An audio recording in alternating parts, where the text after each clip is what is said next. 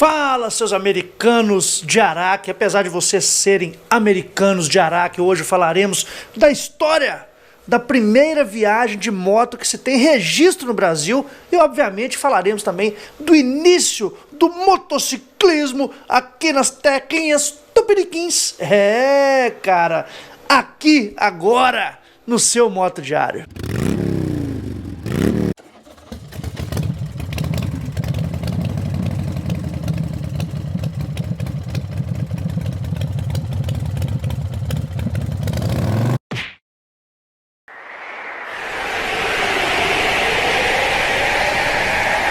Como hoje é o dia 27 de julho de 2020, dia do motociclista, nada mais justo do que nós fazermos uma homenagem ao motociclismo aqui no canal, né, pessoal? Vamos falar hoje exatamente do início dessa história toda, dessas motocas que chegaram no Brasil. Cara, a história do motociclismo no Brasil se confunde um pouco com o início do motociclismo mundial, né? Todos nós sabemos que as marcas mais antigas de moto do mundo aí surgiram no final, né, do século XIX e início do século XX, né? 1890, aí já século XX, 1901, 1903 com a Harley Davidson e aí por aí vai, né? São motos aí europeias ou norte-americanas, né? E só depois que vem essa história toda de moto japonesa. E no Brasil não foi diferente. O início do motociclismo no Brasil trata da década de 10, o ano exatamente 1910, né? O que o artigo nos fala, eu tenho vários artigos aqui que estão referenciados, porque aqui no canal nós somos corretos com a informação. Toda a informação que você escuta aqui de Moto Diário sempre vem de uma pesquisa e sempre está referenciada no final do vídeo. Por isso que eu fico olhando para a tela do computador toda hora para dar uma coladinha, porque a cabeça velha já não está mais guardando todas as informações. Mas o início do motociclismo no Brasil é o ano, ou a década de 10, onde naquela época 19 marcas já estavam rodando no país. Obviamente todas elas importadas, porque nós sabemos que o nosso país, tupiniquim, não produzia porcaria nenhuma naquela época, né? O início do Brasil colonialista, agrícola, como é que fala? Quase que feudal, né? Não feudal, né? Estava muito depois disso aí. Obviamente não vou entrar na história, porque vocês sabem que eu não sou dessa área da história. Mas a ideia é que 19 marcas já rodavam no país naquela época, entre elas, obviamente, a Indian americana, né, uma moto aí que saiu do Brasil no ano de 2015 ou 2016, não me lembro, né, passou um curto período aí, mas as motos eram importadas e trazidas para o Brasil e, obviamente, adquiridas por pessoas que tinham La Plata. Obviamente, você que era proletariado não andaria de moto, mas quem tinha La Plata importava também as Harley Davidson, que eram motos fantásticas naquela época, porcaria nenhuma, estava começando, né, motos que davam muito problema, mas estiveram aí no Brasil. Tínhamos também a belga FN de 4 cilindros, que eu vou colocar na imagem, porque eu não me lembro qual que é, nem sei, a inglesa Henderson e também a alemã NSU. Então essa grande diversidade de motos e modelos provocou o aparecimento de diversos clubes, não motoclubes, mas clubes de competições, como por exemplo o Raid do Rio de Janeiro e São Paulo. E a curiosidade é que era uma época que não existia nem estrada Rio-São Paulo, né? E muito menos estrada nenhuma. Em 1910, o Brasil era um país extremamente agrícola, com estradas de chão cortados aí por carros de boi, por tropeiro de burro, né? Um país que, uma colônia de exploração com animais aí andando para todos os lados, né? Não existem animais até hoje, mas estamos aí na mesma época. No final da década de 30, começam a chegar no Brasil importados também as motocas japonesas, né? E durante o período da Primeira Guerra Mundial, as importações de motos foram paradas, mas retornaram na década, no pós-guerra, né? Retornaram ao final do conflito. Chegaram então no Brasil a NSU, BMW, a Zudap alemã, Triumph, Norton, Vincent, Royal Enfield naquela época, tá? Que não era indiana, tá? Era britânica, né? A Matchless, inglesas, Indian, Harley Davidson, Moto Guzzi, italiano. Eu fui nos Estados Unidos, tive a oportunidade de sentar numa Moto Guzzi lá num salão de motos que participei na cidade de Nova Orleans, tem até um vídeo no canal, vou deixar no card, beleza? As marcas Jawa, Tcheca e dentre outras, né? Várias motocas aí no Brasil. A primeira motocicleta, como curiosidade, pessoal, fabricada no Brasil, que trazia um motor inglês da BSA de 125 centímetros cúbicos, foi uma Monarch, essa que está aparecendo na imagem, uma imagem bastante distorcida, antiga. Então eu peço perdão a vocês pela má qualidade do produto, mas é o que temos para hoje aí, nas melhores do ramo na internet. Então a Monarch, né, que depois veio a fabricar também, depois não antes, né, fabricava motocicletas e está por muitos anos aí no Brasil, né? Então, dentro desse nicho conturbado, com várias motocicletas, como eu disse, né, temos que ter um vídeo específico só para contar a evolução da história dessas motocicletas no Brasil e um dia, com certeza, farei. Mas eu vou pedir para você, se você quer continuar recebendo esses vídeos de história que dão trabalho, vídeo diário, quiser que esse canal continue produzindo vídeo todo dia, se inscreva como membro Moto Diário. Ou simplesmente adquira uma camisa Sou Mais Custom Moto Diário. Tem 4 modelos especiais para você na motoloja motodiario.com. Beleza? Só entrar lá, colocar no carrinho e mandar para a tua casa.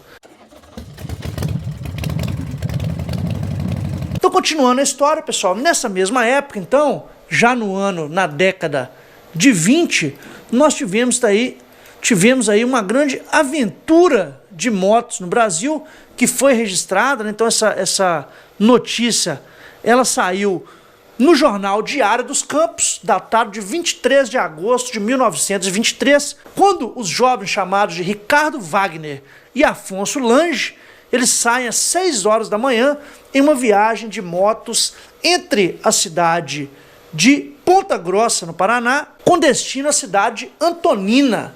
Então os jovens, eles registraram pela primeira vez uma viagem de moto de pouco mais de 200 quilômetros, mas que com certeza descreveu uma das viagens mais incríveis, registrando a primeira viagem longa de motocicletas, né, no Brasil. Mas vamos pensar, 200 quilômetros aparentemente hoje é uma viagem extremamente tranquila, né, dá para fazer um bate e volta no mesmo dia aí, tranquilamente, sem problemas nenhum. Mas vamos pensar num Brasil da década de 20, né? Um Brasil colonial, arcaico, repleto aí de carros de bois, com estradas que não tinham pavimento de forma alguma, né? Estradas extremamente rurais, onde a chuva era um grande empecilho, onde o intemperismo ele dominava as viagens. Então, com certeza, esses dois camaradas aí tiveram uma viagem fantástica, com muitas aventuras para contar e que marcou a vida deles, né? Então acho que nada melhor que a gente contar um pouquinho da história do Ricardo Wagner e do Afonso Lange nesse dia especial, 27 de julho, dia do motociclista. Vamos falar um pouquinho disso aí. Utilizando uma Harley Davidson 16F e uma India Scout, duas motos importadas para o Brasil, os dois jovens aventureiros naturais da cidade de Ponta Grossa, no Paraná, embarcaram em uma viagem de mais de 200 quilômetros, saindo da cidade natal, passando por Curitiba e terminando em Antonina. E depois fizeram todo este percurso de volta. Obviamente uma viagem dessa se faz facilmente no dia de hoje, mas na década de 20 era uma verdadeira odisseia.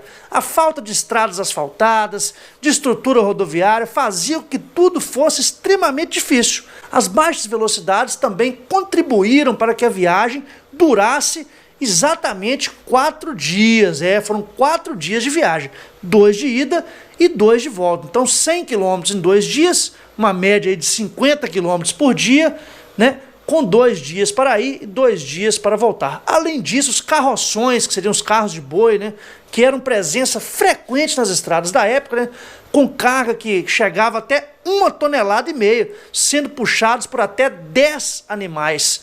Deixava o chão todo irregular e, obviamente, era um convite para um tombo, né, pelos aventureiros aí que fizeram essa primeira trip de moto aqui nas terras tupiniquins. Os jovens partiram então de Ponta Grossa em direção à cidade de Curitiba, num trajeto extremamente simples hoje em dia, mas que na época requeria bastante atenção e planejamento, né?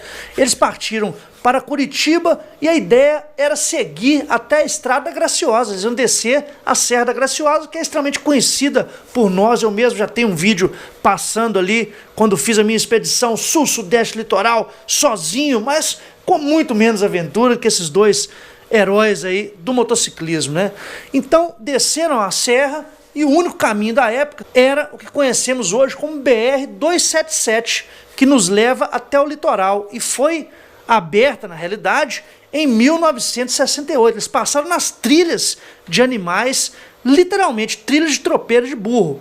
Nas condições não muito boas da estrada, os amigos combinaram de manter uma certa distância entre as motocicletas para evitar que a poeira liberada por uma motocicleta fosse levantada e atingisse os olhos do piloto na parte traseira, né? Também para evitar os extensos areiões. Os areiões são bancos de areia que é extremamente difícil pilotar uma motocicleta, mesmo motocicletas preparadas para tal, né? Foi num desses areiões, então, que Ricardo tomou o primeiro tombo da viagem. Depois do vilarejo de Palmeira, eles chegaram ao pior trecho da aventura, o tal do Rio das Pedras, onde a estrada terminava, pelo menos a trilha de burros terminava, e eles teriam que atravessar o rio com as motocicletas. Uma estrada feita de pedras soltas que impedia o ritmo mais rápido da viagem, devido ao terreno extremamente acidentado e instável. Mas eles conseguiram vencer o Rio das Pedras, mas tiveram uma grande surpresa quando, quase próximo à capital, ao chegar ao Rio Papagaios, Ricardo acabou caindo na água com sua moto. Caiu dentro da água com o motor ligado. O Afonso pulou na água, ajudou o amigo a tirar a motocicleta e eles consertaram então a motocicleta e continuaram a viagem. Segundo o próprio Lange, dando uma entrevista depois, na década de 80, ao Rotary Club de Ponta Grossa, diz que esse foi o pior acidente da viagem, mas que eles foram persistentes o suficiente, consertaram a moto e seguiram viagem rumo a Curitiba. Eles dormiram em um hotel em Curitiba e na manhã seguinte colocaram as motos na estrada de tropeiro de burro, que era a Serra da Graciosa, que é conhecido como Serra da Graciosa hoje, que ligava a capital paranaense ao litoral paranaense. E aí, meu amigo, começou a segunda odisseia da viagem. Os caras desceram com as motocas custom, né, nesta terra de tropeiro de burros. Aí quem já foi na Graciosa sabe exatamente a inclinação daquela serra, né, que sai ali na cidade de Morretes, uma cidade histórica no interior do Paraná, que vale muito a pena conhecer. O Lange desceu a serra com relativa tranquilidade, mas chegou lá embaixo e não encontrava o amigo Ricardo. Então resolveu voltar e viu que Ricardo tinha ficado sem combustível lá no topo da serra, sem conseguir descer com a motocicleta. A sorte foi que o Lange, ele tinha um galão de gasolina. E imagina aquela época, pessoal, que queria viajar de moto sem posto de gasolina, com estradas ruins. Era uma verdadeira odisseia na Lua, né, cara? Nas crateras lunares do Brasil Tupiniquim. Então o cara tinha gasolina, colocou na moto, seguiram viagem, desceram, passaram por Morretes e chegaram até a cidade de Antonina. Nessa noite eles tiveram um delicioso jantar, dormiram e começaram o retorno de volta para Ponta Grossa no dia seguinte. Quando acordaram no dia seguinte, caiu uma tempestade sobre o estado do Paraná e, obviamente, meu amigo, em estrada de chão, em trilha de tropeiro de burro, com carro de boi, imagina o lamaçal que aquilo não virou. Obviamente, os dois jovens não tiveram condições de retornar pilotando as suas motocicletas, tomaram um trem na cidade de Antonina e fariam o restante do percurso de trem até a cidade de Ponta Grossa. Então eles foram de moto e voltariam de trem, né?